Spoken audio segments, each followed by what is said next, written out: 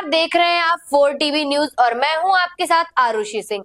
वक्त हो गया है देश दुनिया की बड़ी खबरों का, तो चलिए रुख करते हैं इन खबरों की ओर।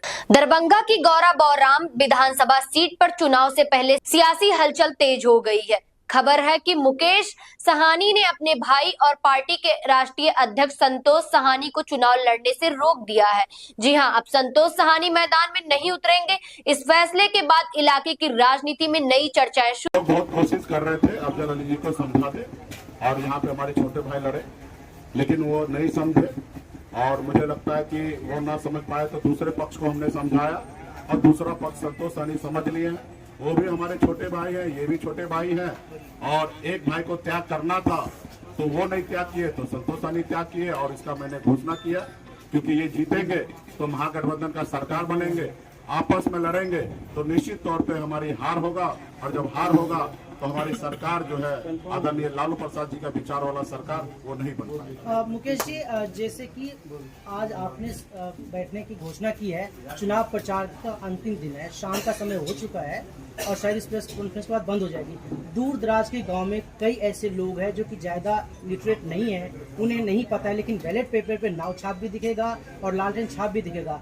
हमने लोकल रिपोर्टिंग काफी की है, लोग आपके समर्थन में आ रहे थे, तो क्या लगता है इसका फायदा अभी भी एनडीए को मिल रहा है? थोड़ा बहुत 1500 वोट गलती के कारण मिल जाएगा, लेकिन बड़ा इंटरेस्ट देखिएगा, महागठबंधन का बड़ा वोट है, पहले का जमाना नहीं, सोशल मीडिया का जमाना है। आपके इतने सारे माइक लगे हुए हैं सोशल मीडिया में, घर घर तक व्हाट्सएप से पहुंच जाएगा। अब पूरे हर बूथ पर महागठबंधन का कार्यकर्ता है।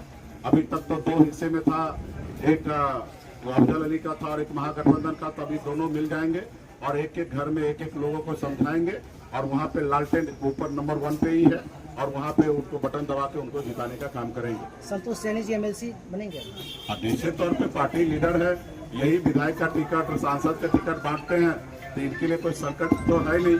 और रहा कि हम लोग संघर्ष कर रहे हैं, हम बिहार में बदलाव लाना चाहते हैं। एमएलसी विधायक जो है आएंगे, बनेंगे, बनाते रहेंगे, ये मकसद नहीं है। हम तो मंत्री बने हुए थे, हमने मंत्रिमंडल से बाहर निकल के कुर्सी को लात मार दिया, क्योंकि मेरा मानना है कि जो पद पे आप है उस पद पे बैठकर बदलाव होना चाहिए और बदलाव हो तो रहिए, नहीं बदलाव हो सके तो ऐसे पद पे नहीं बैठना। बिहार विधानसभा चुनाव के दौरान तेजस्वी यादव की रैली में कुछ छोटे बच्चे कट्टा और लाठी लेकर दिखाई दिए। इस घटना से सुरक्षा और अनुशासन पर सवाल उठे हैं। लोगों से पूछा, नाबालिग बच्चे चुनावी माहौल में क्यों शामिल हैं? प्रशासन और चुनाव आयोग ने मामले की जांच और बच्चे की सुरक्षा पर निगरानी बढ़ा दी है।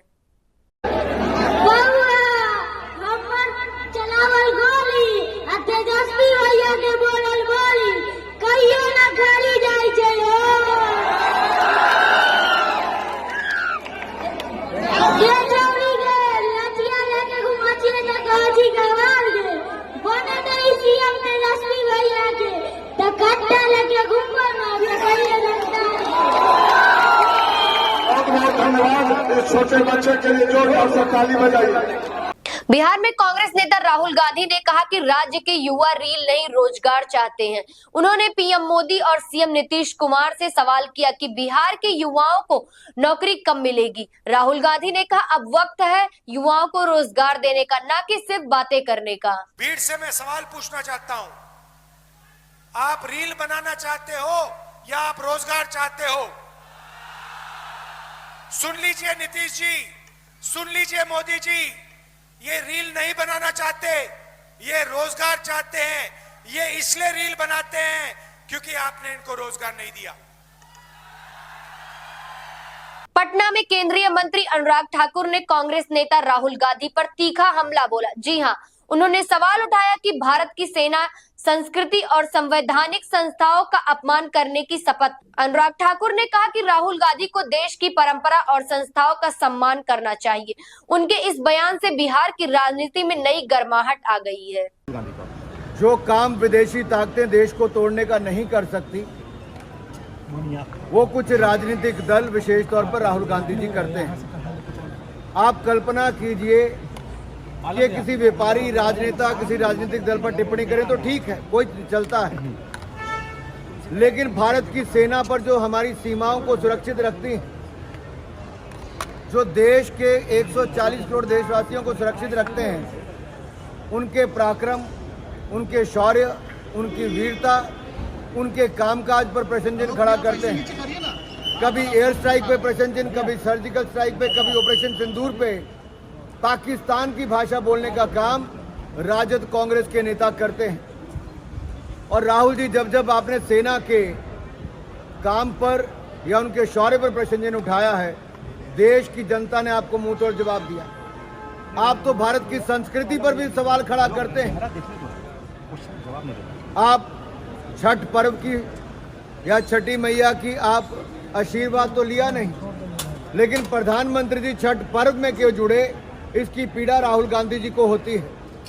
मेरा सवाल ये है कि आखिरकार भारतीय संस्कृति का अपमान, भारतीय सेनाओं का अपमान, भारत की जो संवैधानिक संस्थाएं हैं, इनका अपमान करने की सौगंध राहुल गांधी ने क्यों खाई है? विपक्ष ऐसा काम क्यों करता है? मध्य प्रदेश के मुख्यमंत्री डॉक्टर मोहन यादव ने कहा कि स्वामीनारायण संस्थान लोगों के भीतर छिपी अच्छी और नेक भावनाओं जगाने का सराहनीय काम कर रहा है। उन्होंने कहा कि ऐसे कार्यक्रम समाज में अच्छी सोच, नैतिक मूल्य और आपसी मेल जोल को बढ़ावा देने में अहम भूमिका निभाते हैं। मुख्यमंत्री ने इस प्रयास के लिए संस्थान को नमन किया। और दिल्ली जाने के बाद इस यात्रा सफल कब कहला सकती, तो वो अक्षरधाम से ही सफल कहला सकती है। वो आनंद का एहसास आपके माध्यम से होता है। हमारे देवस्थान में इतने अच्छे प्रकार का सोचा जा सकता है, सब कुछ समाहित किया जा सकता है। मंदिर के अंदर नाव से आपने सारी संस्कृति की यात्रा करा दी, ये केवल अक्षरधाम में आपके माध्यम से ही हो सकता है। उस नाव में बैठ करके तो ऐसा लगता कि जीवन की नाव कैसे चल रही है, हमको एहसास आपके माध्यम से होता है कि अपनी दुनिया को पहचानो, अपने आप को पहचानो, अपने आप को जानो, हम किस दुनिया में हैं, कहाँ खोए हुए हैं। ये जो सोए हुए व्यक्ति को जगाने का प्रयास स्वामीनारायण संप्रदाय कर रहा है, मैं पुनः आपको प्रणाम करता हूँ, आपका अभिनंदन करता हूँ। और ये हमने देवता नहीं देखे, लेकिन देवताओं की भावनाओं के माध्यम से होने वाली कल्पनाओं का साकार होना अगर कहीं दिखाई देता है तो हमारे देवालयों में दिखता है। और देवालयों के प्रकार विविधता वाले हैं। पढ़ने वाले विद्यार्थियों के जीवन में संस्कार के कुछ उस दायरे से निकल करके सुगंधित पुष्प उसके हृदय में पुष्पित पल्लवित होता रहे, तो परिवर्तन की भी आपने यात्रा यहाँ प्रारंभ कराई। मध्य प्रदेश की ओर से मैं आपका अभिनंदन करता हूँ। हमारे विद्यालयों में ये आने वाली सुगंधित बेल धीरे धीरे पूरे प्रदेश में फैलेगी।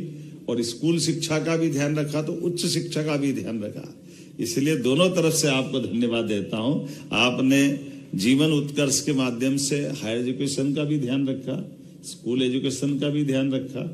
कुछ चीजें जरूर मैं अपनी सरकार के बनने के बाद महाराज जी बताना चाहूंगा।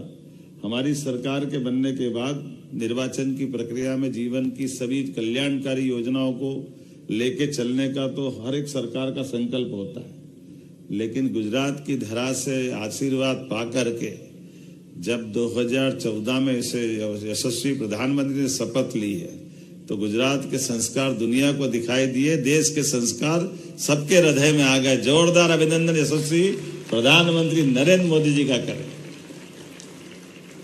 गुजरात जो करता है वो सबसे अलग ही करता है, सबसे अनूठा करता है, हम सबको मालूम। वहीं से स्वामीनारायण संप्रदाय आया, महात्मा गांधी आए, सरदार वल्लभ भाई पटेल आए, वहीं से नरेंद्र मोदी आए और ये अलग प्रकार का देश बना। अभी की बुलेटिन में बस इतना ही। मिलते हैं अगली बुलेटिन के साथ। देखते रहिए 4 TV न्यूज।